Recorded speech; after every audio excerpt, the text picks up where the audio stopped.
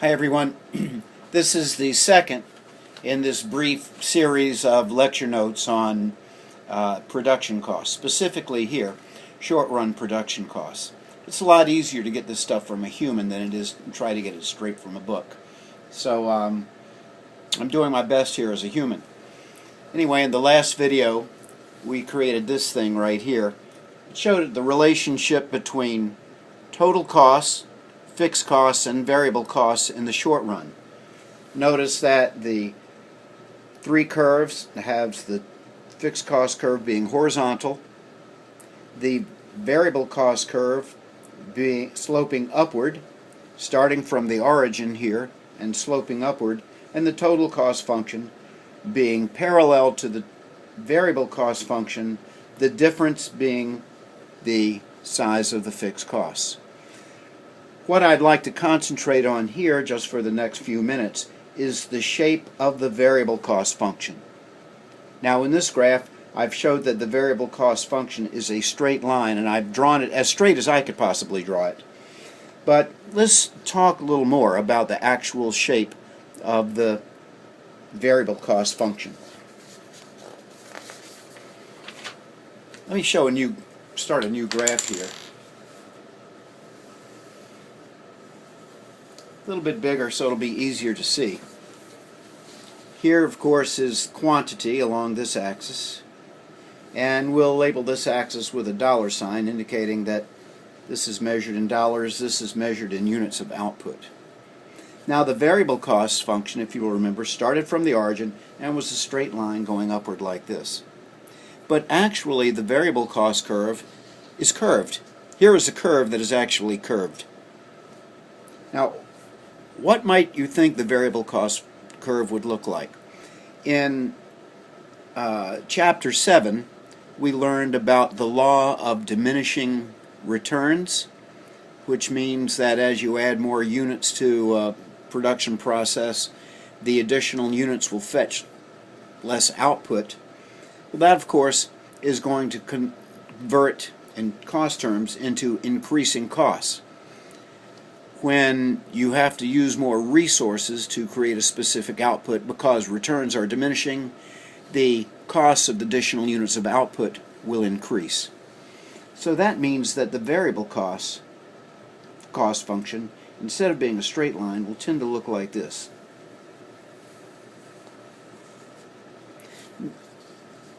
Variable cost. Notice how it is curving upward. And that is because the marginal cost of additional units of output are rising.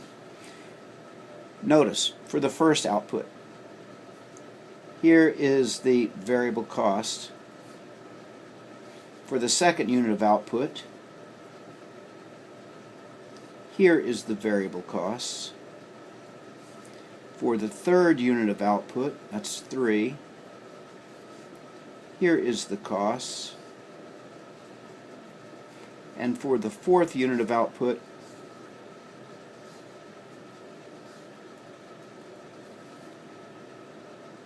here is the cost. So you can see that the variable cost, of course, is rising. The more output you produce, is 4. The more output you produce, the more it's going to cost you, hence the positively sloped curve. But look how it's curving upward.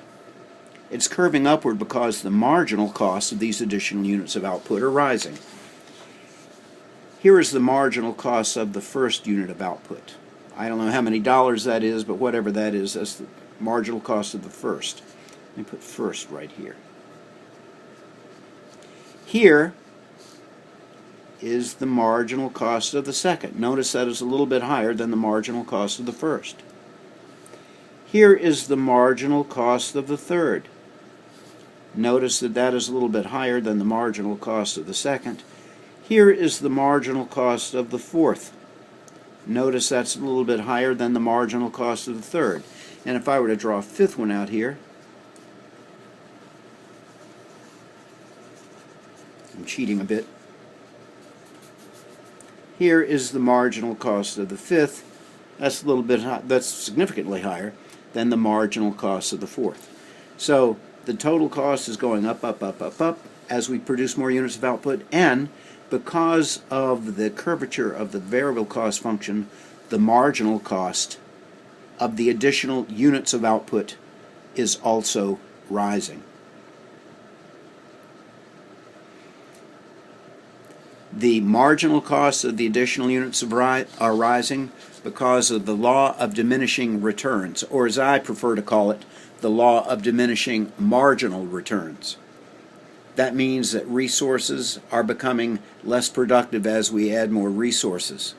As a result, to get a continually increasing level of output, you have to add successfully more resources.